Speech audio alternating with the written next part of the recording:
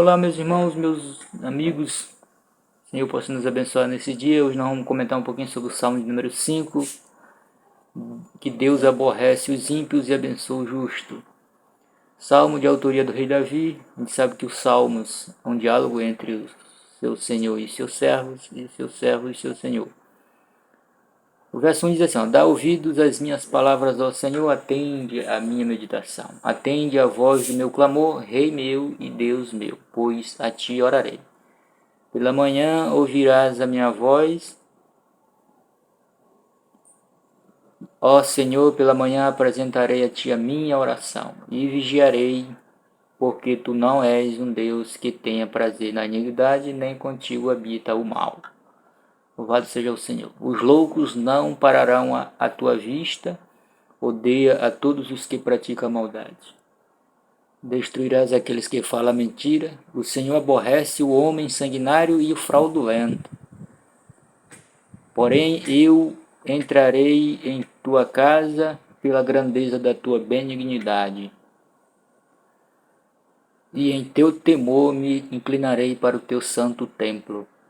Senhor, guia-me na tua justiça por causa dos meus inimigos. Endireita diante de ti, de mim, o teu caminho, porque não há retidão na boca deles. As suas entranhas são verdadeiras maldades, e a sua garganta é um sepulcro aberto. Lisonjeiam com a sua língua. Declara os culpados, ó Deus, caiam por seus próprios conselhos. Lança-os fora por causa da multidão de suas transgressões, pois se receberam contra ti. Se rebelaram contra ti. Porém, alegrem-se todos os que cominam em ti, exultem eternamente, porquanto tu os defendes, e em ti gloriem os que amam o teu nome. Pois o Senhor abençoarás ao justo, circuncidá-lo-ás da tua benevolência como de um escudo. Louvado seja o nome do Senhor. Mas, irmão, a gente percebe aqui que o Salmo de número 5, salmo maravilhoso aí, palavras de vida eterna, geralmente fala com os nossos corações.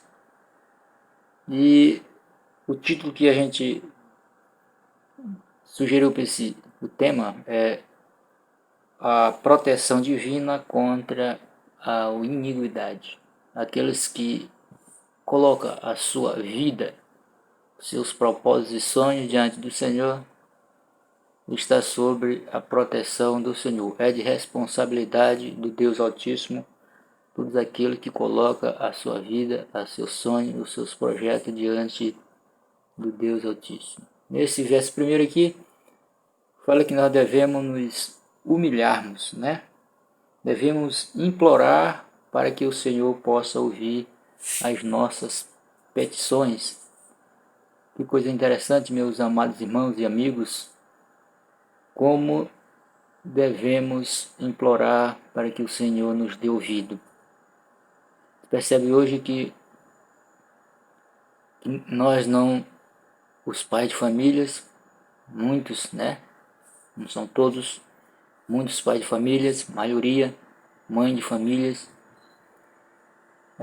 não tem entendimento de colocar os seus filhos perante a face do Deus Altíssimo e querem ter uma família, querem ter filho de paz, querem ter filhos educados, querem ter filho compreensivo, se nem as suas próprias vidas colocam diante do Senhor. O Salmo diz que precisamos nos humilharmos, precisamos nos implorar ao Senhor para que Ele possa nos ouvir. Agora, como que o Senhor vai nos ouvir se nós viramos a costa para Ele? Como que o Senhor vai ouvir as famílias para abençoar com a sua paz se as famílias dão uma costa para o Senhor dos Exércitos? É impossível. Por isso que nós vivemos numa sociedade onde as famílias vivem agressivas, arrasadas, família cheia de tragédias, porque deram as costas para o Deus Altíssimo. Não se humilharam diante do Rei, do Senhor dos Exércitos. Devemos nos humilharmos, meus irmãos. implorarmos para que o Senhor nos dê ouvido e coloque a nossa vida e a nossa casa em ordem. Se nós não nos humilharmos, Ele vai entender, nosso Deus entende que nós não precisamos daquilo que é dele, que é do seu grande amor, da sua compreensão, do seu reino, da sua graça e das suas misericórdias. Uma outra característica desse salmo, meus irmãos, é o Senhor não se agrada da iniquidade e nele não há maldade. O Senhor não se agrada que as famílias vivem destruídas.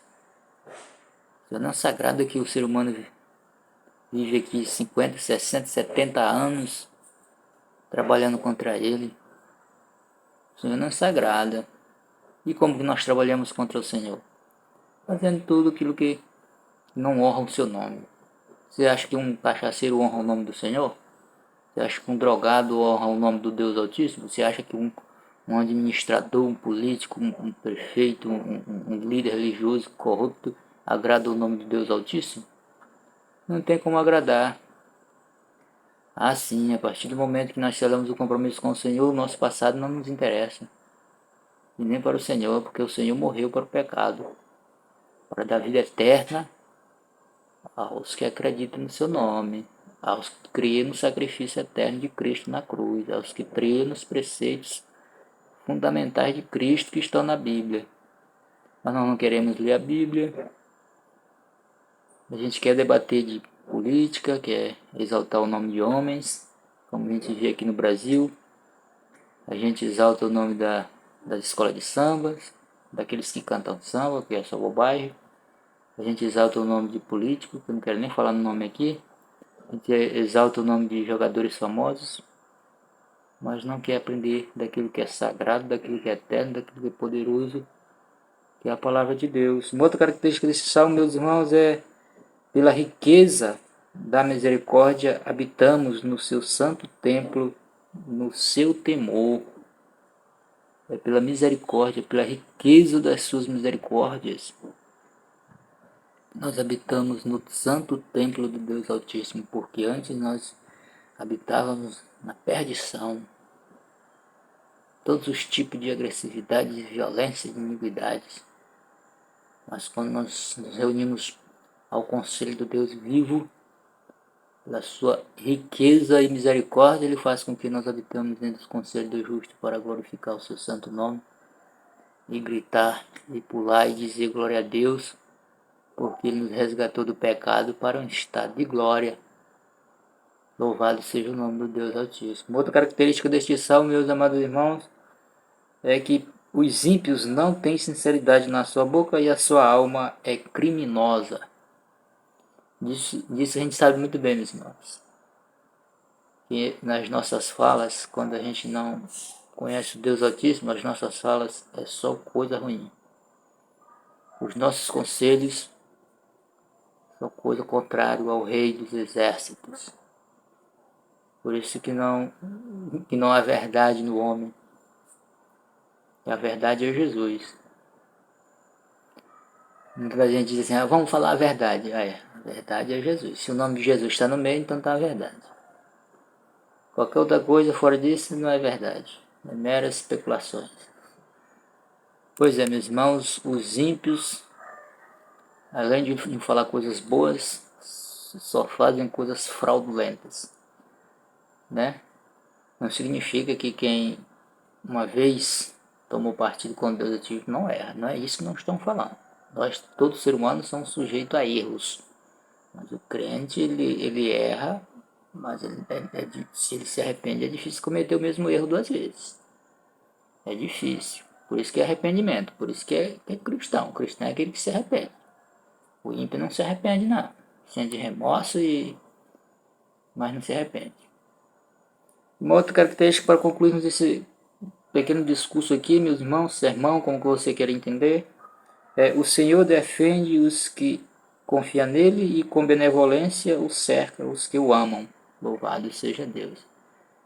Pois é, meus irmãos, o Senhor cuida de responsabilidade de Deus quando a pessoa, a família, coloca as suas petições, coloca a sua vida e tem o seu entendimento de que depende de Deus Altíssimo. É de responsabilidade de Deus Altíssimo cuidar, zelar, corrigir, colocar as dificuldades na frente, que é para poder a pessoa amadurecer, para poder superar e poder ser forte, firme na fé em Jesus Cristo, e de que nada possa atrapalhar a sua vida cristã. Que o Senhor nos abençoe, dê seu like e o Senhor abençoe a sua casa e sua família. Seja um cristão.